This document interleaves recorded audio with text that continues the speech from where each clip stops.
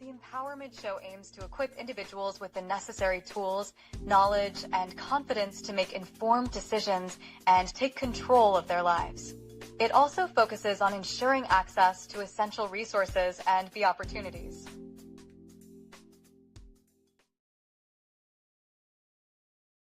Good evening, ladies and gentlemen. Thank you very much for tuning in. We hope that you guys had a very good day. As we like to always start the show off, we like to say that we're grateful for some things, and I guess we got an opportunity to talk.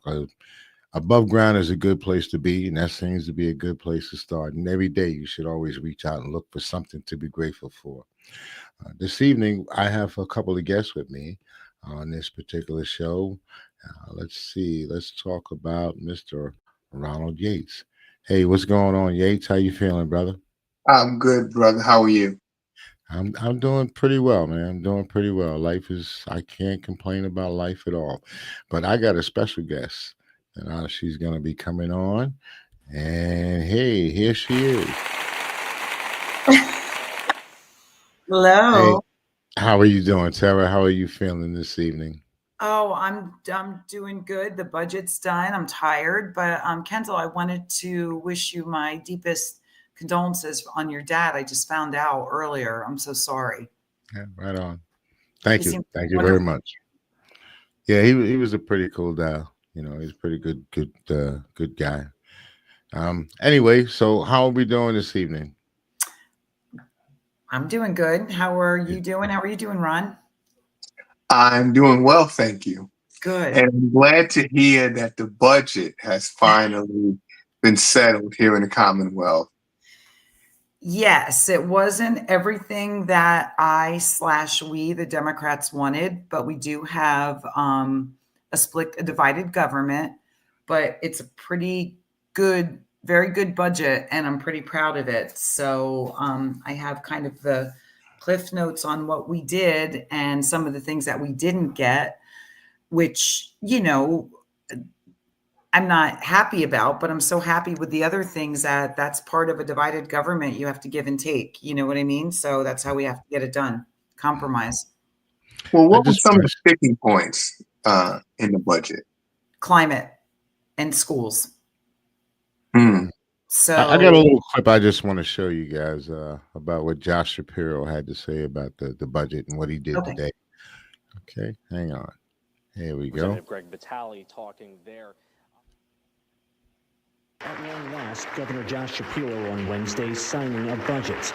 He touted big investments into education sought by Democrats, like $565 million in new funding for schools in lower-income communities.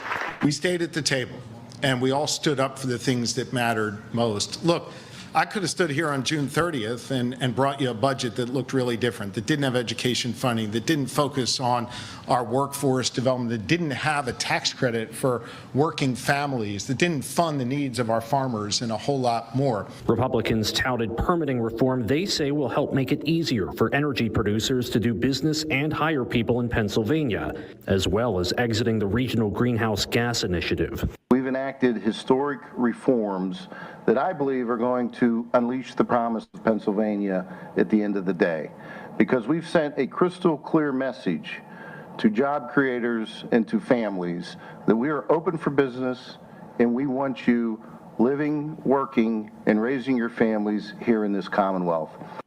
Still, some Republicans balked at the $2.27 billion increase to last year's budget. One Democrat also opposed leaving RGGI, a program that charges power plant operators for carbon released into the air. Certain things need to be said. Climate change is the most important long-term threat to this planet. Yeah, I guess that was some of the stuff that you wanted to talk about, Tara. So why don't you tell us a little bit more about what the heck they're talking about in Sure. layman's terms, No, absolutely. That's how I always give it straight. So there is a climate crisis, you know that, and you guys hear all the time about data centers and our water, what it's going to do to our water bills, what our energy costs are right now, and there's a price to pay, and it's going to be on the consumer. when these things go through. I mean, nobody looks at their energy bills right now and are happy. Nobody. And with the, privatized water companies and things like that, the people's water bills are just, I have a community in Tamament where they're getting $300 a month water bills, and we need water to live. Right. Yes. So all of these things are horrible. And basically it's the Democratic principle to support climate, support carbon captures, just support, energy costs. And the only energy bills that we got through was our solar for schools. And that is good, but it's not enough. And they are fast tracking permits, which hurts people. So for an example, the Penn's, how I feel about, PennDOT with the 80 expansion, how it's overkill and it's expensive. And, you're going into New Jersey in, 2 lanes eastbound, 2 lanes westbound. So it's going to be like coming from Pennsylvania, 5 pounds of sausage in a 2-pound bag. It's going to create backlogs. But on top of that, they're overlooking wetlands, ecology. They're overlooking, our wildlife. They're overlooking even an eagle's nest that requires a 660-foot buffer. So it's basically telling the DEP to do a half-assed job and get these permits through. And it's not the right thing to do. So don't think I won't be fighting that. I'll be fighting that till the day I die. That is for another day, though, because what we did get out of this budget was the spending that we were looking for education. So by funding our schools properly, and this is a Commonwealth problem, but especially a Monroe County problem. Out of 500 school districts, the Monroe County schools were the bottom 4 getting monies, to our schools, meaning our taxpayers pay more than any other county in the Commonwealth to fund our schools. So it's inequitable.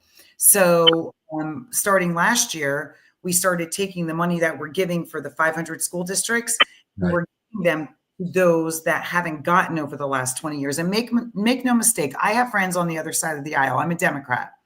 But for the last 2 decades, we've had a Republican Senate and a Republican House that have been trying to privatize education, that have been trying to give money to private schools and religious schools, and underfunding our public education.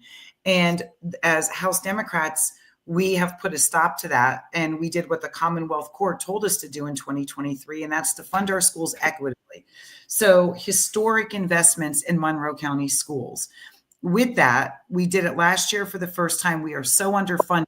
Stroudsburg gave a minimal millage reduction. It was not life-changing at all, but it was the first time in the history of the district that the millage rate went down. East Stroudsburg, who was the worst funded school in the Commonwealth, got $9.5 million extra dollars last year. This year, they're getting $6.7 extra million. They're hoping to be able to do what Stroudsburg did last year. So by making us whole in Monroe County, your school taxes should be going down. And we know, I see it every day in my office, senior citizens, working families are paying more for taxes than they are for their mortgage. Rents are sky high because the taxes on the buildings, people are paying rents, but it's literally covering the taxes to the landlords. So by funding our schools, it's a domino effect. It's more money in people's pockets. More people will be able to buy a home, which makes the rental market open up, where people will be able to hopefully get places to live that are less expensive. And that's a big deal. We also had cyber charter, the cyber charter schools that have been literally siphoning me from our school district since 1997. So a lot of people don't understand about cyber schools. Everybody should have a school choice. I'm not saying that they don't work, even though their graduation rates are at 57%, even though when they come back to brick and mortar public schools, they come back 2 years behind. And on charter schools, you never have to show your face like I'm showing you right now. You can be present. And there's been neglect and abuse. There's no welfare check. So some of these kids are getting abused all day. And at least in a public school, if a teacher sees a bruise on a child, they are mandated to report that. There's none of that with cyber charter schools. So what we were asking for and we got was the child must show their face. They have to, let me tell you exactly for the cyber charter reform. Hang on one second. I just wonder why my taxes keep going up. Right. My property taxes. Okay. So it is delivering, saving and we're saving the taxpayers $178 million by returning payments sent to charter schools so they reflect actual costs. So right now, I'll give you a easy example. If my child is going to Stroudsburg High School or Stroudsburg Elementary or whatever, the average cost per child is $13,400 to put your kid in a brick and mortar school. If my child decided that they're going to go to Commonwealth Charter Academy, that school district is writing checks for my child to go to that school anywhere from $25,000 to $52,000, depending on an IEP and things like that. It is like double to triple the amount per child. And they're owned by corporations, cyber schools. So they have 40 million in the bank that goes to, this is all verified. You can look at the Auditor General's report from April of 2025. Our taxpayer dollars to cyber charter schools, all the excess they got went to Macy's Day Parade floats, car washes, cars, sporting events, bonuses. Now, this is all taxpayers' money, right? Yes. Like when you see a commercial on TV and it says Commonwealth Cyber Charter Academy, that is your taxpayer dollars paying for that commercial. If our local brick and mortars, they don't even have the money to do that. But if they ever did, we'd be at them at the school board meetings with pitchforks and knives. Any excess money they have must go back to the taxpayers. And the cyber charter schools do not have to do that. So Ron has a question for you. I'm going to let Ron jump in for a minute. I guess about the Democratic Party as a whole. Okay. So politicians use terms like fighting for the American people. Yes. When in actuality, the people who constantly take losses are the American people and not necessarily the politicians. You know, here in Monroe County, we just had a tax increase, I think. The figure was about 37%. Yep. Right. From your county commissioners.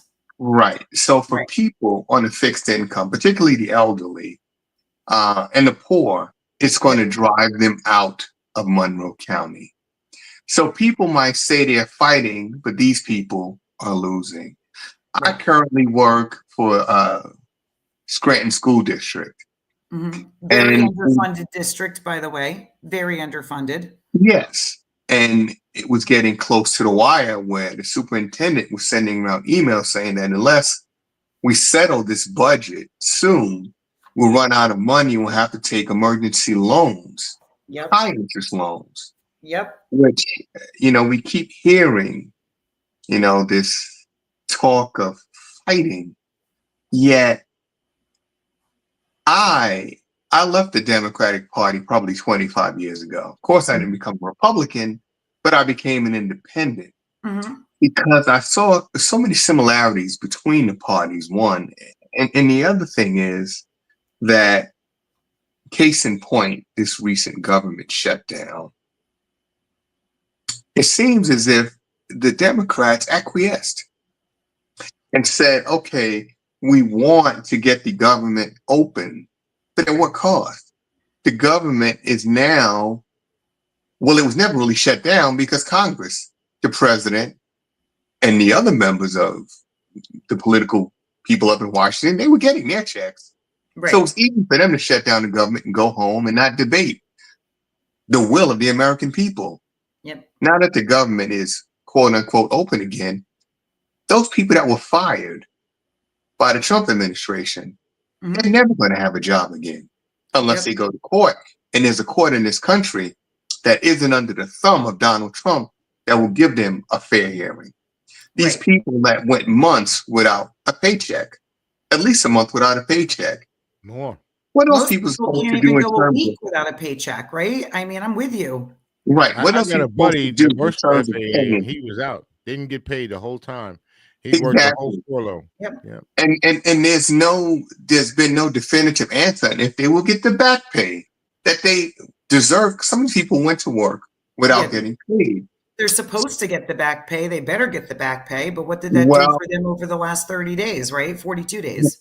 well, let's see, but that has to be signed by the president. And the president wanted to take back the SNAP benefits that people got the other day. I know. So for a lot of people, myself included, it kind of looks like the Democrats at least initiated some kind of resistance, but then they decided, well, let's give up the fight. Nope. And again, at what cost? Can I think that's subjective because there's Hold on. there's nuances to it. I'm sorry. Go ahead, young lady. Okay, so I understand, and I've always said this, and Mr. Yates, just so you know, I got to give you just a 30-second background about me. I was one of those kids. I moved 11 times in the first 16 years of my life because my mom couldn't afford where we were living. So I understand a single mom waitress. If it wasn't for my grandmother living with us, I don't, I'm just telling you that I never forget those things. So all of the things that you just talked about crushes me. When my mom was a waitress and the restaurant she worked in where she was able to raise a family burnt down, her minimum wage was $3 an hour back then. And I remember her crying, saying, she had no education. How am I going to do this? So are you guys there? I feel like I just lost you. We're here. Oh, okay. We're here. So I want you to know that I would rather be fired from my job and never elected again before I roll over. I just want to be, too many politicians take lobbyists' money and they'd rather be elected than do what's right. So I just want to say that first. Second, I just want to address something. The Scranton School District, just so you know, on top of last year's increased money, which you got, we're giving an extra $11,147,000, and your cyber charter savings are going to be over $1 million this year. So I think that's good for the Scranton School District. This was our line in the sand for education, and that's why, we had to give up some things, but we were not going to give up education. So to address your point about Congress, now remember, I'm a state representative, Right. but I follow everything that goes on national politics, and I agree with you. I was with Senator Art Haywood, and we talked about not only the SNAP benefits, but the way they lowered the limits. Like it was, if you were a veteran, no matter what, you had an exemption. If you had a child that was 18 years old or under, you had the exemption. Now it's 14 and under, and veterans aren't exempt anymore. This is what the Trump administration did on these SNAP benefits, just so you know. So anyone that always says, oh, our patriots, our veterans, he does nothing for them. And for the life of me, I can't understand why there is a cult military following this man that love him so much. He has done nothing for veterans. To the shutdown, this government, they were not going to do it. And as they're not doing it, like you said, people weren't getting paid. They were getting hurt. So the deal that was struck in the Senate was they have to put this vote up in December for healthcare. They have to. And if they don't, then we better flip those seats in 2026. Since day one, President Trump cannot stand President Barack Obama. He has been trying to get rid of Obamacare since day one, because Obama was a great president and he put something that put millions and millions of people the ability with pre-existing conditions to get health care. And they always say they have a contract. They never have a plan to do it. So now this is where the rubber is going to meet the road. They're either going to vote to extend those benefits for Obamacare, or they're going to cut people loose. And if they cut people loose, they are finished. And many Republicans that know this, and there's many Republicans that support Obamacare. So this is going to be, they didn't fold. They were not going to open this government. They are not going to do it. So what do? Do we let people not get paid again for another 42 days? Do we close down airports? People are going to be homeless. They are not going to be able to pay their mortgages. Or do we open it because we got that promise that they were going to put a vote up in December? We had to do it. And I'm not mad about it, because so many people weren't getting paid. So many people couldn't even get to Kendall. I mean, your father just passed away. There are people in the district that couldn't get to funerals of relatives. So the commerce, they had to reopen, but they reopened with the promise that they're going to vote on it in December. And if the Republicans don't vote on this in December, they can kiss their jobs goodbye in 2026. We already know. I'll tell you something. I think that we need to be aware that we're dealing with Donald J. Trump. And to put our eggs in the 2026 basket, I think we need to be cognizant of the fact that there might not be an election in 2026. I know. Donald Trump has all the pieces in place, and he's talked about and he's floated the idea of the Insurrection Act on more than one occasion. So I think it's very, very possible we will not have an election. He's already told us that, well, Portland is a dangerous place when there's absolutely nothing going on. Same in Chicago and many other major cities across the country. So he's already got the pieces in place. Now, when you talk about giving things up, right? You talk about giving things up. Let's just go back.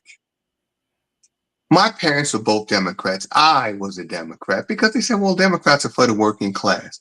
Well, the last time wages were, the cost of living was commensurate with wages was 1973. What's happened since that time? The unions have been broken. The labor unions across this country have been broken by the President of the United States, Ronald Reagan.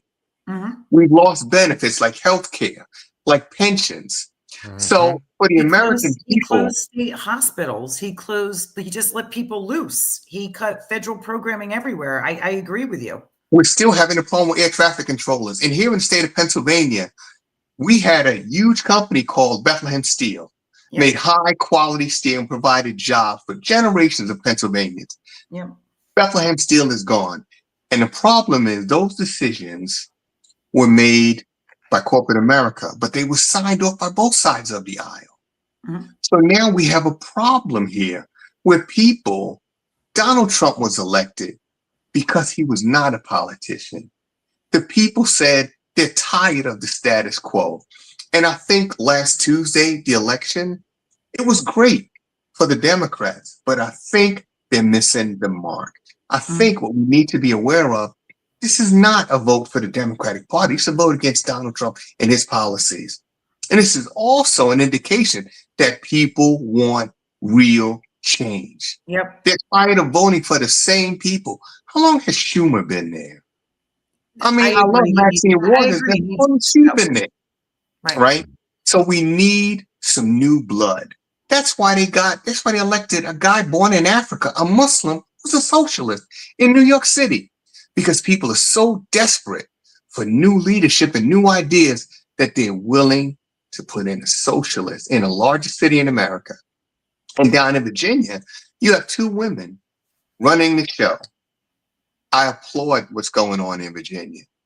The lieutenant governor is a Muslim woman.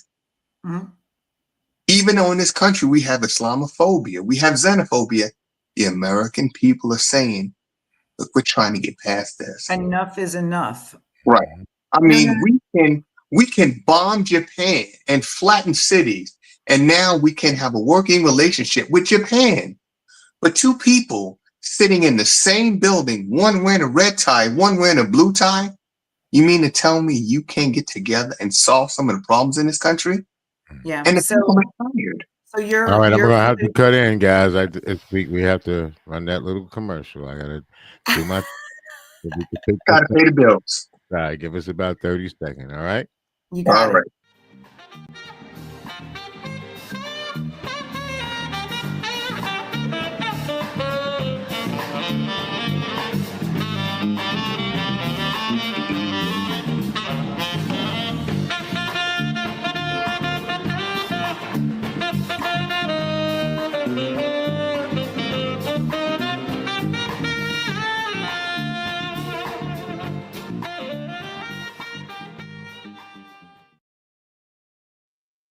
All right, I do like to thank the viewerships that have tuned in. If you have a question, you can always call in. The number is always available for you, or you can actually leave a comment.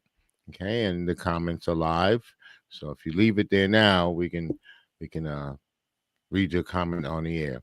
So Tara, I know this is a little bit out of your warehouse because we're I'm going to leave Pennsylvania for a minute. I know you got Pennsylvania under control. All you ladies are under control. I Oh, got there's so much more to do.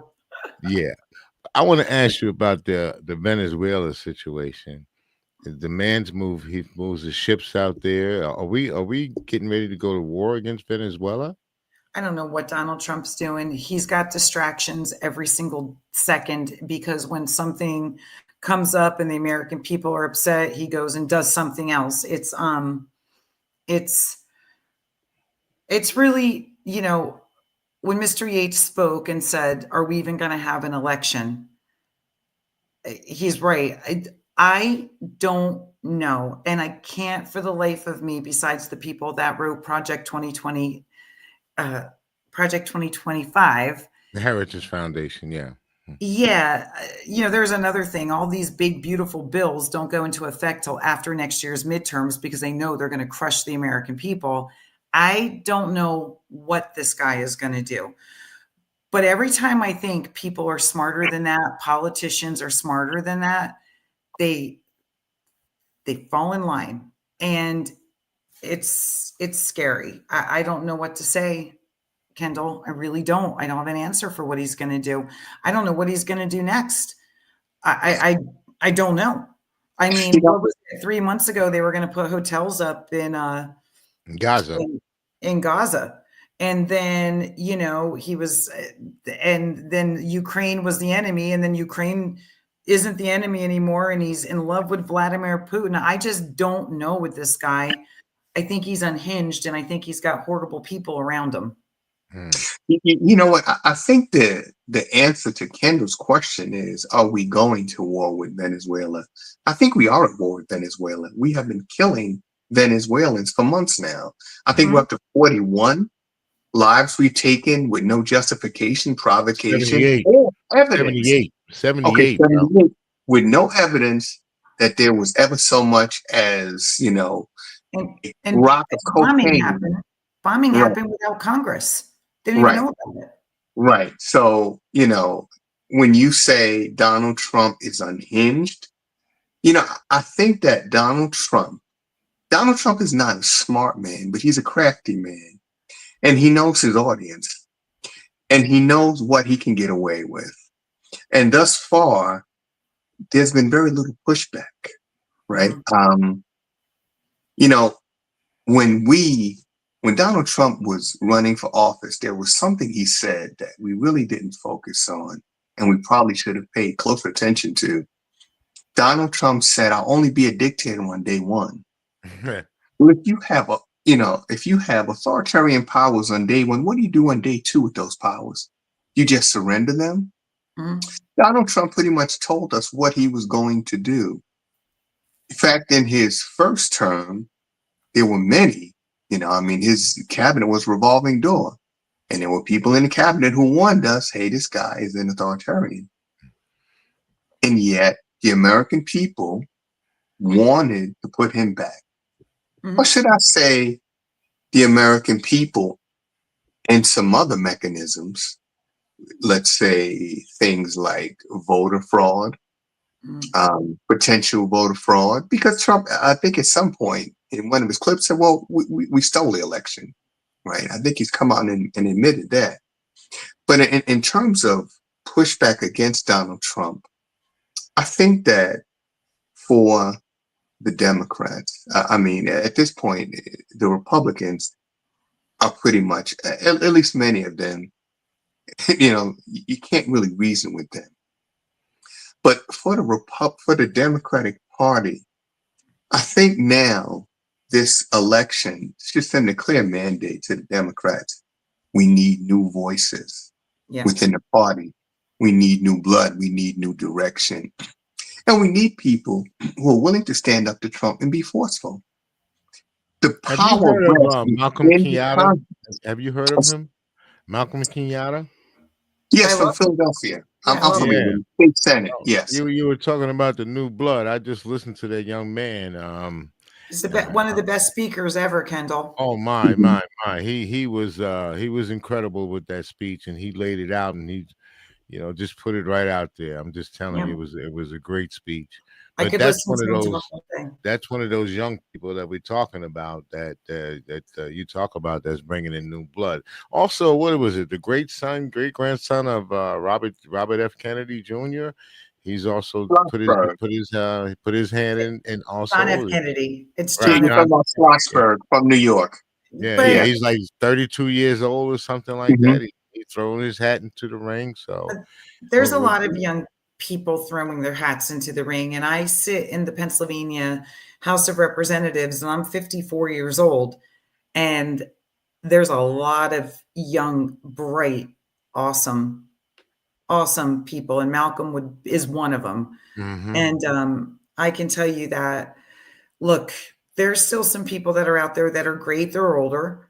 But I do think that there is a time. I mean, if you're a judge, you have to retire at 75. That's your age. You're done. I do think there should be some age limits as well. I agree with you. But more importantly, it's got to be the young, it's got to be the ideas for the generation. And I don't know how to say this, there are people in both parties that go along to get along. There are many that do not. The Democrats, if you don't go along to get along and you stand your ground, people love you. You're going to get reelected. And the Republican Party, if you don't go along to get along, you're out. You're out. Everybody that has questioned Donald Trump and his party are gone. Are gone. And The anybody that one has any power, he got rid of them even too. Liz Cheney, okay? She's never put one bill forth that I would ever vote for. Not one. Not one. But she stood up to Donald Trump because of what the insurrection January 6th, and she was voted out. It's like this, it's like a cult, you guys. There are Republicans and then there is MAGA. And this MAGA is dangerous. You should see the things they say about me on Facebook. You should see these things. It's insane. They are insane, MAGA. And I don't understand. And it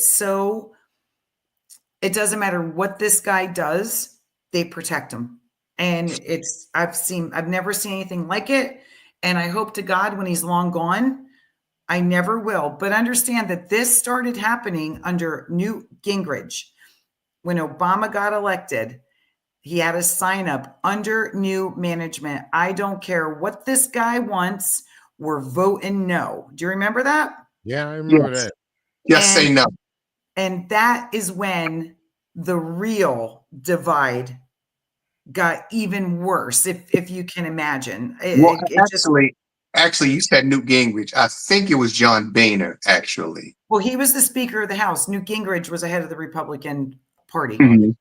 But I think it was John Boehner that just said no that was saying just say no to everything that Obama put forth. Just say no. Yep. But getting back to the new blood in the Democratic Party, those people like Malcolm Kenyatta and others, those are the people that need to be in the forefront. Mhm. Because a lot of these people that have been around for a while, a lot of people lost faith in them. Because when you go and you look at these people and their record, and you look at who are their donors, Oh, and you yeah. find out, I'm from New York, like Kendall. I'm a big fan of Professor Leonard Jeffries, Mhm. who teaches African history at a college in New York City. Hakeem Jeffries is his nephew. Yeah. Hakeem Jeffries took over $900,000 of money from AIPAC. Mhm. So how can you say you're representing the people of New York City when you're taking nearly $1 million in campaign contributions from AIPAC? So in the Pennsylvania Senate, we talked about funding schools since you work for the Scranton School District. Yeah. They are funded by the Commonwealth Foundation. I mean, millions of dollars in the Republican pockets, right? Mhm. And that's the school choice. That's defund public education, fund religious schools. That's the whole Jeffrey Yass. And I call out my own Senator, Rosemary Brown. You look at her money and how much she gets from the school choice groups. She graduated a public high school with me. Mhm. And she does not want to fund public education because she'd rather keep her job than do what's right for Monroe County. And it she's makes afraid me to come on this show. And it makes me sick. She'll never come on this show, Kendall. She'll Well, never come on it. but see, I've you're making, I've asked her face to She'll, face. I've called her. I've asked her. She she says never yes, yes, will. yes, but never. well, Never but will. there's several like that. You know, I mean, I asked Jack Rader, who lives on a corner from me, to come on my show, and he said Yeah. he doesn't do radio shows, and he really doesn't do any sort of media engagement at all. But see, you're making my point for me. The American people, right, are becoming, you know, with the internet and so many other sources of information now, people are becoming aware of people's voting records. They're becoming aware of where they're getting their money from. Yep. And let's be realistic. If you look at the Democratic Party and the Republican Party and the sources of revenue for what it costs to run these elections, billions of dollars, they come from the same donors, right? The Ridiculous. Democratic donors are the same people you see on the Republican ledger, right? Exactly the same people. So what happens is the top Not in our 1% case. Not in the house, not in the state. on a state level, but on a national level, you find that rich people, the top 1% of the corporations, are investing their money heavily, both sides of the aisle, to ensure that any piece of legislation that they want to see passed gets passed through the House. Again, we're talking about an America where we've lost pensions, we've lost health care, where the dollar continues to shrink. You know, the dollar's against other foreign currencies ranks number 10 now. We were always number 10. So the value of the dollar continues to take a nosedive. This economy is extremely fragile. If foreign investors, particularly the OPEC nations, were to pull their investment out of America, we would fall flat on our faces. We're not producing anything anymore. Bitcoin. And what is the president about the Bitcoin? Oh, enough. Yeah, like but Bitcoin doesn't produce you know, jobs. The Bitcoin isn't producing jobs. Where before we produce, you know, we're about the same age. You know, I remember the Maytag man, right? Mm-hmm. He was the loneliest guy because they would make high quality washing machines and dryers that wouldn't break down. Now we're not doing that. We're importing this stuff. So you go into a supermarket, 2 lanes are open, the rest is self-checkout. So we're not creating jobs in this country, not even low-paying jobs. And AI is going to slide in it and hit up the rest of them. The way AI is coming in with Amazon and getting rid of thousands of people, and they're going to replace these people with machinery. So, mm-hmm. so Ron, here's an example. We wanted to be $15 an hour, which, by the way, $15 an hour is still poverty. It's still poverty, still. But Pennsylvania is at $7.25 an hour. So the Senate won't even engage it. The Republican Senate will not even engage $15 an hour. Mm-hmm. What do? I voted for it every single time. They won't do it. Let me tell you, the monies, when we're talking about that, I always say, follow the money. I say that when I'm out in public, follow the money. And that's who politicians are working for. I can tell you right now, my funding comes from public education. My funding comes from unions, because if it wasn't for the unions, we wouldn't have 40-hour work weeks. We wouldn't have paid vacation and sick time. And they built America. So I will always be pro-union. They built the middle class. And and climate, which, climate they have no money. So let's just be clear that the people that support me are not the billionaires of Pennsylvania that support the Republican Party. And we still manage to win because people know. The problem we have is that there's 102 Democrats to 101 Republicans in the House. The Senate has a 4-person majority. The Senate can't even get 26 votes on half of the things that they need. It's a mess. The fact that we got what we got in this budget, and I just want to tell you what else we got. Can I take a minute and just tell you? Well, let me just say this to you, right?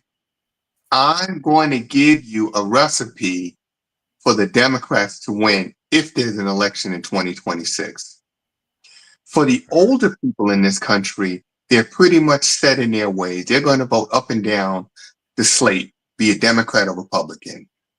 What we need to do is galvanize and organize the young people in this country. And what the Democratic Party needs to do, did you see what Charlie Kirk was able to do on college campuses and the amount of influence he had with young people? Now that the Democrats have won in places like New Jersey, New York, Virginia, Prop 50 passed in California, now is the time to follow that Republican model, to get young people to hit these college campuses, right?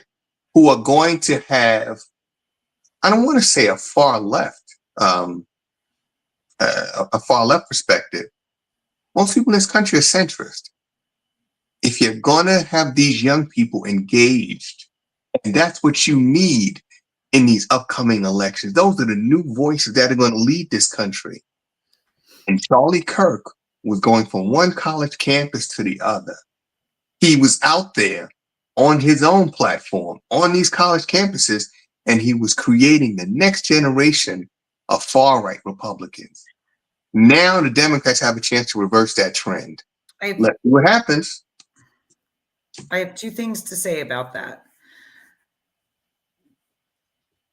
College, for example, things they don't know is that in 2027 with the big beautiful bill, you are capped at $100,000 in guaranteed student loans, which means it's never going to get you through 4 years of college, which means only the wealthy are going to be educated, right? They don't know this. They don't know that that's in the big beautiful bill. It makes me sick. But what really makes me sick is that I have an 18-year-old, and my 18-year-old only knows the nonsense of Donald Trump's presidency. He has no idea that you don't act like this, that you don't behave like this, and that the way Donald Trump is not normal. And it is so scary that an 18-year-old could be like, well, it's just Donald Trump. And then I have to say, wait a second. And then my whole family has to say, Hunter, what he's doing is not legal. It's not allowed. It's not normal. And I'm so sad that since you're 8 years old, this is the only guy that's basically been on TV. You know what I mean? And that scares me for young people, that they think this behavior, this attitude, this disgusting, filled with lies and divisiveness, and can't even get on and unify a country, but calls the left liberal lunatics. This is not normal, Hunter. No other president behaves like this. No other president calls the Georgia governor and says, find me 11,543 votes. It's not normal. And I'm proud to say that he is starting to notice. He's starting, he was getting all the Charlie Kirk, Bro, Joe Rogan. He was getting that stuff fed to his social media. And I have taught him to go and check out facts. And I am proud to say that you have to let your kids do their own thinking and be who they want to be. But I'm starting to see a change in the way he's thinking about things. I'm starting to see that now that's not right. He shouldn't have done that. I have faith in the young kids that they're going to see it's not normal. But my God, the only example that they've had since they were preteens is Donald Trump. And doesn't that scare you a little bit? Well, scare me? No. I do a blog. I've been writing about Trump since before he was elected. And a lot of stuff I said, 10, 15 years ago, now it's coming to fruition. People told me, good friends of mine told me I wasn't being fair to Trump.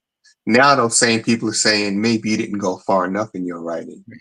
But, now there is an opportunity now, right, to reach out to those young people. Like I said, middle-aged, older voters, pretty much set in their ways. These people are typically one-item voters. You're voting for Social Security. You're voting for health care. You're voting for taxes. These young people, right, have so much at stake right now, so much to lose.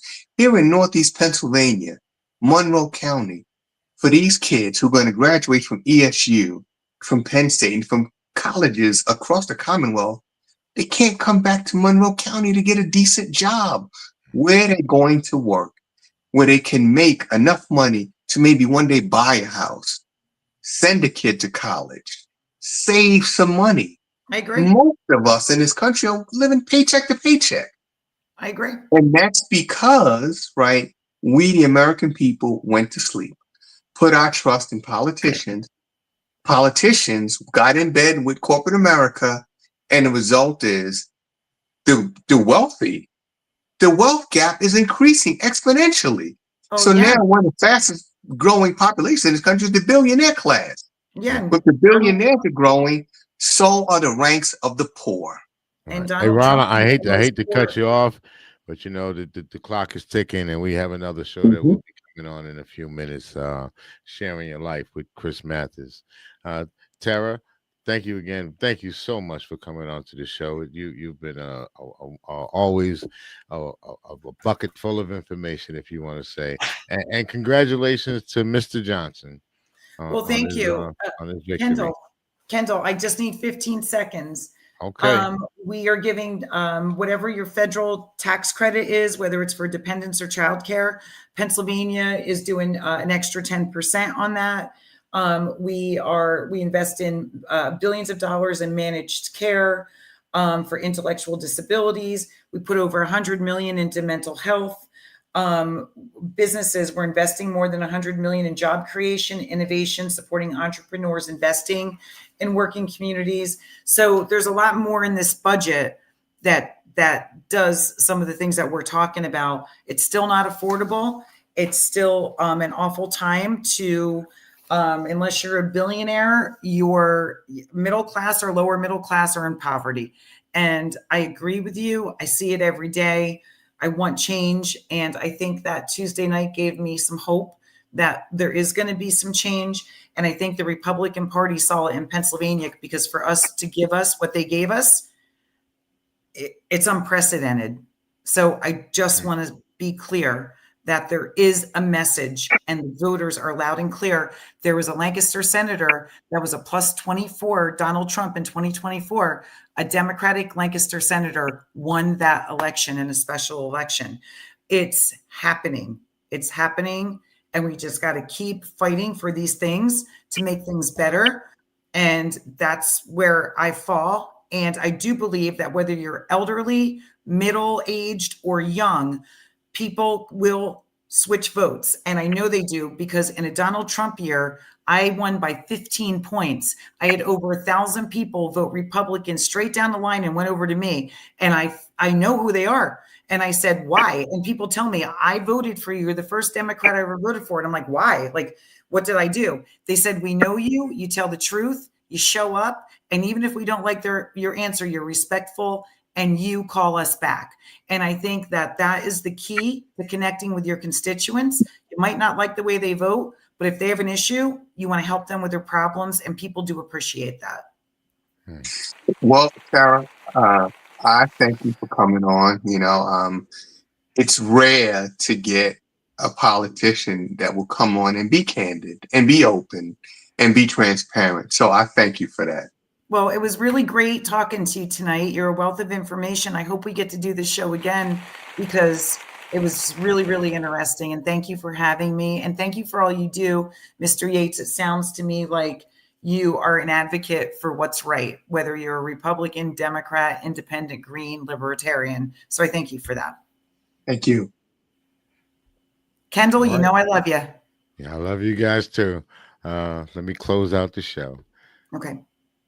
All right. Thank you guys very much for tuning in. This is the Empowerment Show. It was a little bit of a later edition. But next up, we have a young man. His name is Chris Matthews. He's going to come with a show called Sharing Your Life. So please tune in. And again, thank you guys for tuning in. Please subscribe. It doesn't cost you anything. And go with God. Be nice to your neighbors. And remember, you can only be yourself because everyone else is taken.